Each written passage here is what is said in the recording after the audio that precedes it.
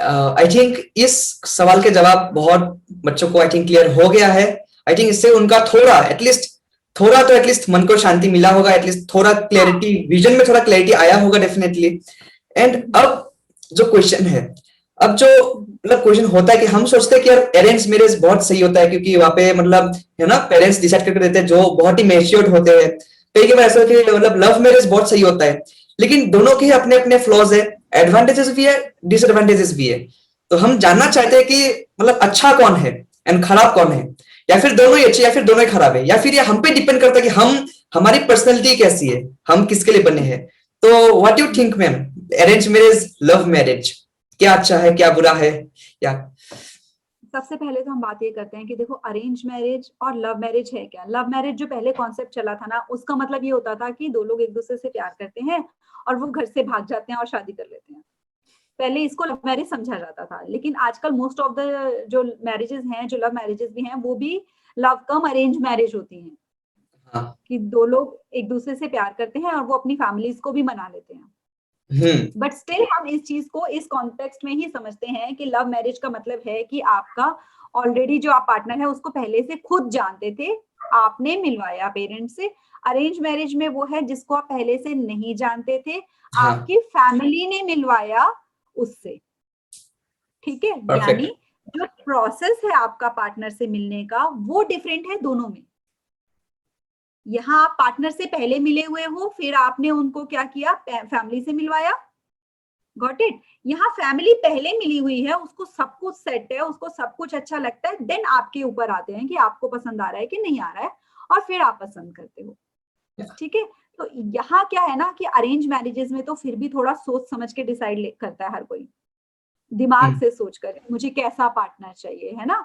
लेकिन love marriages में अगर तो वो इसी स्टेप से चले हों कि पहले वो फ्रेंड बने, फिर धीरे धीरे उनको रियलाइज हुआ कि हमको अपनी जो लाइफ है एक साथ बितानी चाहिए, वो सही प्रोसीजर है। ठीक है। लेकिन जहां लव मैरिजेस में स्टार्टिंग यहां से हुई थी ना, कि पहले दिन ही एक दूसरे को प्रपोज किया और पहले दिन ही जाके बोला आई लव यू, और उसने भी बोला आई लव यू टू, और उसके बाद बोला अब हम रोज सपने देख रहे हैं बैठकर, हमारी शादी होगी, हमारा घर होगा, फिर हमारे बच्चे होंगे, फिर हम वहां घूमने जाएंगे, और ये वाली जो सिचुएशन है, और बहुत एक दूसरे को अच्छे अच्छे गिफ्ट्स दे रहे हैं, है ना। और उसको बोल रहा है तू तो घर पे कोई काम मत करा करियो शादी के बाद, तेरे तो सॉफ्ट सॉफ्ट हैंड है, और जो लड़की कह रही है हाँ मैं तो तुम्हारे पैर भी दबाया करूंगी, मैं तो ये भी करा करूंगी, है ना। तो उसमें क्या है कि जो मतलब अगर ये हवाई बातों वाली लव मैरिज है, ओके, तो वो फॉर श्योर उनकी शादी होते ही, वो जैसे ही हनीमून से वापस आएंगे उनकी लड़ाई बजेगी बजेगी।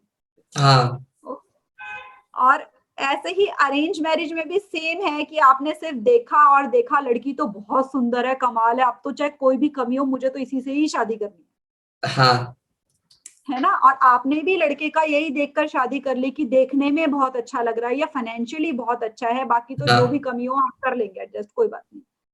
तो वहां अगर आगे चलकर क्या होगा कि वहां पर फिर उनकी आपस में बॉन्डिंग नहीं इतनी स्ट्रांग हो पाती। ठीक यस, है।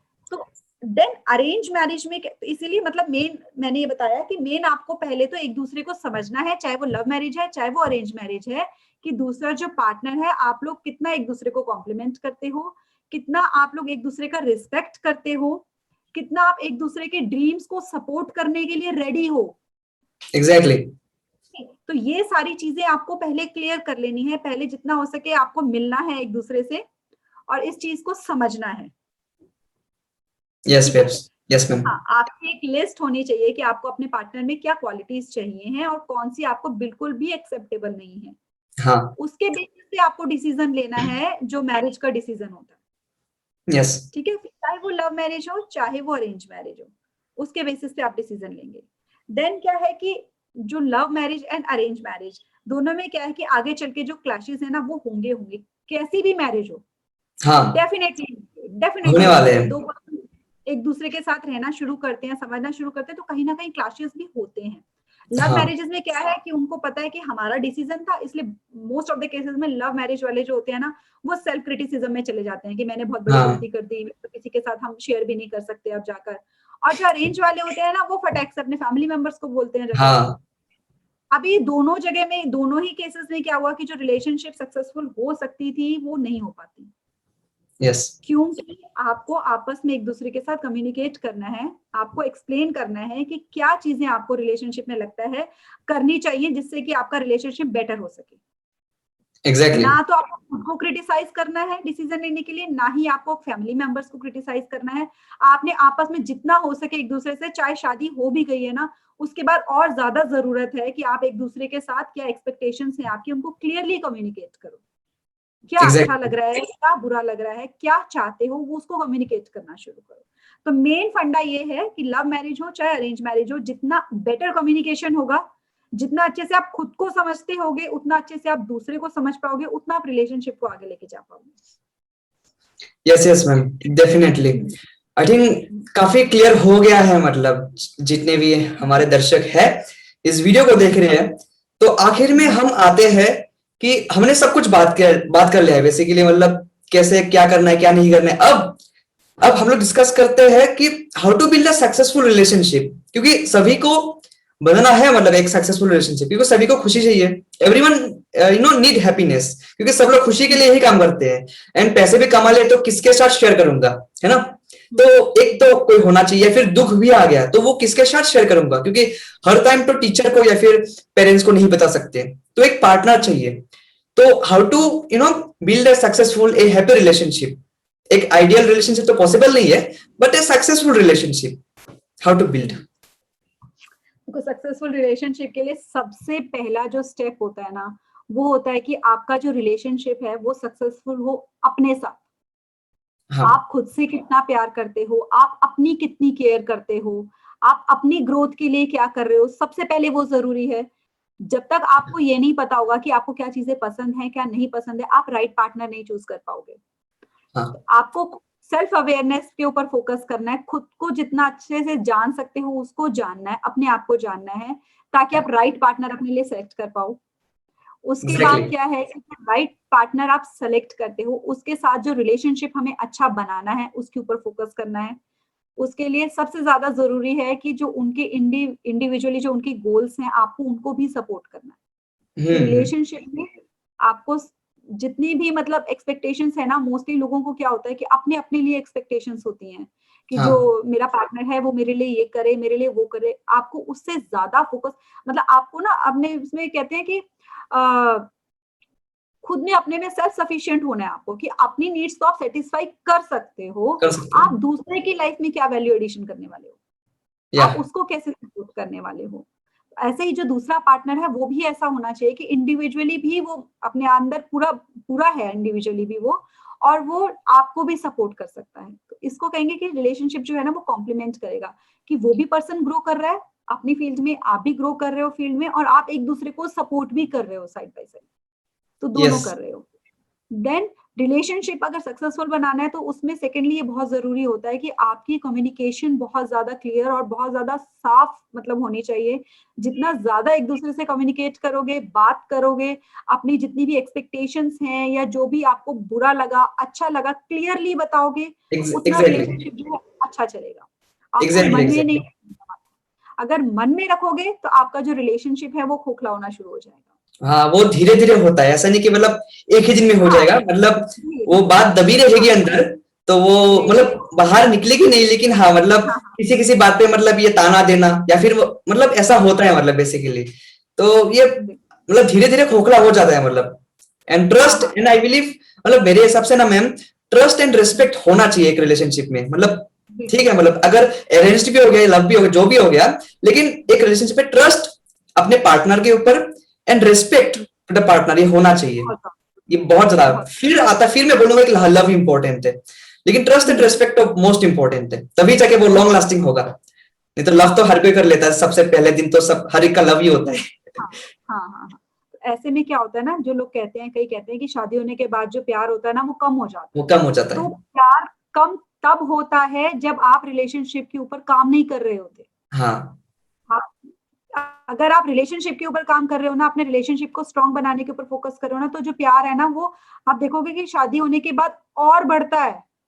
ऐसे कपल्स मुझे को तो आप नहीं पता देखोगे मैम, तो ये कहेंगे, हाँ, बट ऐसे आप कह रहे कपल्स तो सही होंगे, होगा। बिल्कुल, बिल्कुल नहीं, बिल्कुल मैं कह रही हूँ कि ऐसे कपल्स भी होते हैं जो ये कहते हैं खुद से कि जब शादी हुई थी तब इतना प्यार नहीं था, स्टार्टिंग में इतना प्यार नहीं था, अब ज़्यादा प्यार है। आप हाँ ज्यादा एक दूसरे को अच्छे से समझ रहे हैं, क्योंकि हाँ इस चीज के ऊपर फोकस कर रहे हैं कि हमने कैसे अपने प्यार को बढ़ाना है।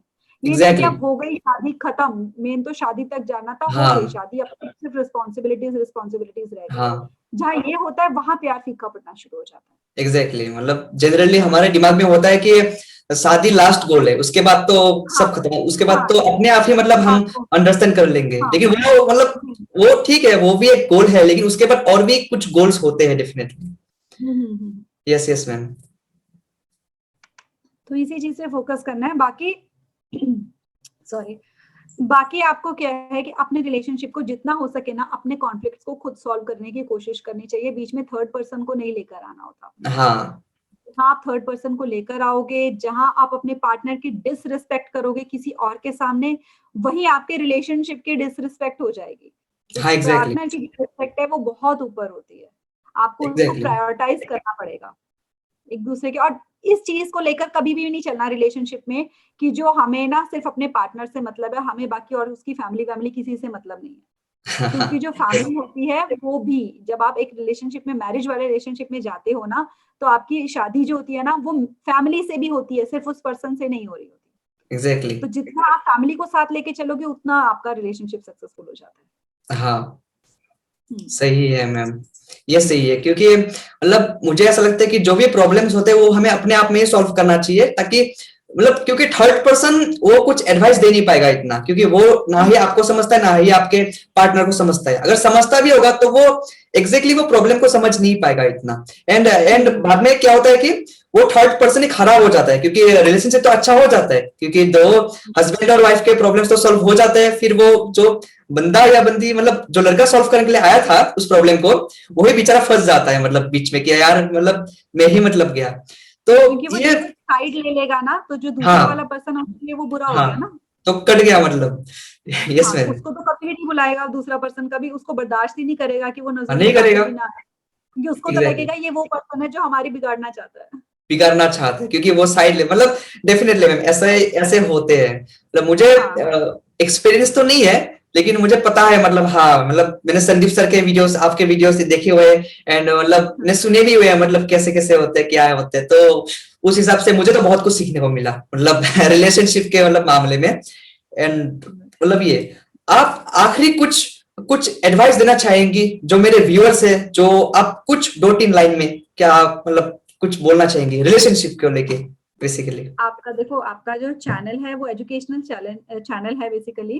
तो हाँ जितने भी बच्चे हैं जो इस चैनल के साथ कनेक्टेड हैं, मैं उनको ये मैसेज देना चाहूंगी कि आप इस चीज से इंस्पायर हो कि देखिए आपके ही एज ग्रुप के हैं और इस टाइम पे ये क्या कर रहे हैं कि खुद की तो करियर के ऊपर फोकस कर ही रहे हैं, वो दूसरों को भी सपोर्ट कर रहे हैं कि वो अपने करियर में ग्रो कर सके, उनको अलग अलग तरह के एजुकेशन प्रोवाइड कर सके।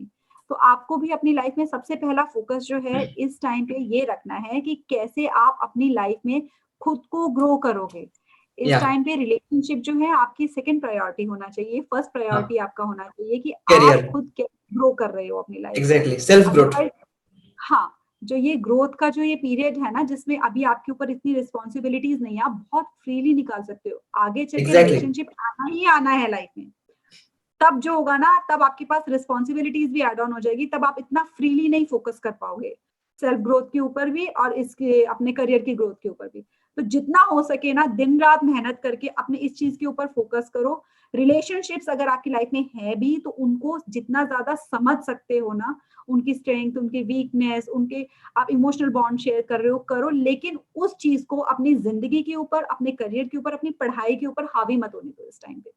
Exactly exactly ma'am. और ये भी है कि हमें दूसरे पार्टनर को समझने के लिए हमें सबसे पहले अपने आप को समझना होगा, क्योंकि अगर हम बिल्कुल खुद को ही नहीं अपने समझ आप पाएंगे तो फिर को एग्जैक्टली दूसरे पार्टनर को हम समझ भी नहीं पाएंगे। तो सेल्फ ग्रोथ यही है कि हमें खुद के ऊपर काम करना है, हमें अपने आप को डेवलप करना है। एंड अगर एक बार हम लोग मेंटली एंड फाइनेंशियली स्टेबल हो जाए तो डेफिनेटली कॉन्फ्लिक्ट भी कम होगा, क्योंकि मतलब कॉन्फ्लिक्ट कम होता है क्योंकि एक्सपीरियंस भी बहुत ज्यादा हो जाएगा। तो हाँ यही मतलब मतलब सही है। Yes ma'am. तो मुझे बहुत अच्छा लगा आपसे बात करके एंड ये सेशन बहुत ही मुझे तो बहुत मजा आया एंड मैं चाहता हूँ कि इन फ्यूचर में मैं आपसे कनेक्टेड रहूं और भी हम कुछ ऐसे सेशंस करें, सिर्फ यही नहीं मैं चाहता हूँ पर्सनली। एंड आई होप कि ऑडियंस को भी बहुत मजा आया होगा, क्योंकि ये टॉपिक जो है ये बहुत ही इंटरेस्टिंग टॉपिक है एंड ये बहुत कॉमन टॉपिक है, क्योंकि everyone need relationship and everyone is in relationship. तो ये मतलब बहुत सही है। एंड आई होप मैम आपको भी अच्छा लगा हो इस कन्वर्सेशन के साथ। And how was the feeling ma'am, मतलब आपको कैसा लगा है बेसिकली? मुझे बहुत अच्छा लगा and thank you once again मुझे ये अपॉर्चुनिटी देने के लिए कि मैं जो ये बच्चे हैं इनके साथ ये मैसेज शेयर कर सकूं, जो इस कंफ्यूजन में रहते हैं, जिनको कहीं से समझ नहीं आ रहा होता कि रिलेशनशिप होनी चाहिए नहीं होनी चाहिए, होनी चाहिए तो कैसी होनी चाहिए, टूट गई तो क्या करना चाहिए। तो मुझे अच्छा लगता है कि मैं जितनी ज्यादा इस चीज को लेके बच्चों के साथ कनेक्ट कर पाऊं और ये वाला जो मैसेज है उनको दे पाऊं, तो मुझे अच्छा लग रहा है कि आपने मुझसे जो क्वेश्चंस पूछे, रियल लाइफ के क्वेश्चंस पूछे ताकि उनको सपोर्ट प्रोवाइड की जा सके किसी तरह की। तो आई होप कि उन तक ये मैसेज जो है वो क्लियर हुआ होगा और उस चीज को बात को समझेंगे, एक कान से सुन के दूसरे से नहीं निकालेंगे, क्योंकि ये वाली बात जिसकी बॉयफ्रेंड गर्लफ्रेंड हो उनको सोचने में लगेगा ऐसे थोड़ी, अभी तो बॉयफ्रेंड गर्लफ्रेंड ही सारी दुनिया है। लेकिन उनको समझना है कि अभी बच्चे, अभी पढ़ाई दुनिया है और रिलेशनशिप जो है वो भी है, अच्छी बात है रिलेशनशिप, कोई बुराई नहीं है। बट रिलेशनशिप अगर आपके लाइफ के बाकी एरियाज पे इस टाइम हावी हो रहा है तो बुराई है। एग्जैक्टली मैम, मुझे मतलब आपने जो भी कहे वो बहुत ही ज्यादा वैल्यू प्रोवाइड किया है जितने भी बच्चे हैं। एंड मैं चाहता हूँ कि अगर आपको ऐसे ही वैल्यूज चाहिए, आपको ऐसे ही वैल्यू एडिशन चाहिए मैम से, तो आप सिर्फ यही वीडियो नहीं, यही सिर्फ पॉडकास्ट नहीं, मैम के आप चैनल को भी विजिट कर सकते हैं, जो कि बहुत बढ़िया है। And trust me, it was awesome. And in fact आप संदीप सर के भी पॉडकास्ट को देख सकते हैं, जो मैम का इंटरव्यू था वो भी मैं डिस्क्रिप्शन में दे दूंगा लिंक, दोनों ही, तो आप लोग जाके देखिए, बहुत मजा आने वाला है। Trust me, you will feel awesome. And मुझे तो आपने ऐसा बोला कि you feel proud coming here. In fact, I feel proud. It's my opportunity that you have come here and you have given me this opportunity to invite you. And आप, मुझे तो बहुत अच्छा लगा मतलब बात करके। एंड ट्रस्ट मी, अगर मैं कभी आऊँ दिल्ली या फिर तो आपसे मिलना चाहूंगा। एंड बस इतना ही था मैम, ज्यादा नहीं था। तो I hope students enjoyed it. बहुत ग्रो करे। धन्यवाद। Thanks ma'am. Lots of blessings to you. Thanks. आपका चैनल तो ग्रो कर ही रहा है एंड और भी बहुत ज्यादा ग्रो करे, यही मैं चाहता हूँ। एंड आप और भी ज्यादा मतलब पॉडकास्ट करें, अलग अलग स्टेट्स के जो भी है क्रिएटर्स है, तो ज्यादा वैल्यू मतलब प्रोवाइड होगा and people will be aware of it. क्योंकि अच्छे वीडियोस देखने को नहीं मिलते, हमें सिर्फ खराब वीडियोस ही मिलते हैं यूट्यूब पे भी। जो अच्छे वीडियोस होते हैं उन पे व्यूज नहीं आते। लेकिन आई होप कि एक अच्छा वीडियो था, बहुत ही अच्छा वीडियो था, बहुत ही क्वालिटी वाला वीडियो था एंड बच्चे को बहुत पसंद आया। अगर आपको पसंद आया तो आप इस वीडियो को शेयर कर सकते हैं, ठीक है? तो चलो जी मैम, थैंक्स टू यू कि आप आए। एंड मैं क्या बोलूं, ऑल द बेस्ट तो बोल नहीं सकता, आप ही मुझे बोल लीजिए all the best. All the very best for your life, for your YouTube channel as well और for your relationship as well. Thank you ma'am. I hope ये अच्छा ही होगा। Yeah, wish you lots of luck and success in every area of your life. Lots of blessings to you. Thank you ma'am, thank you.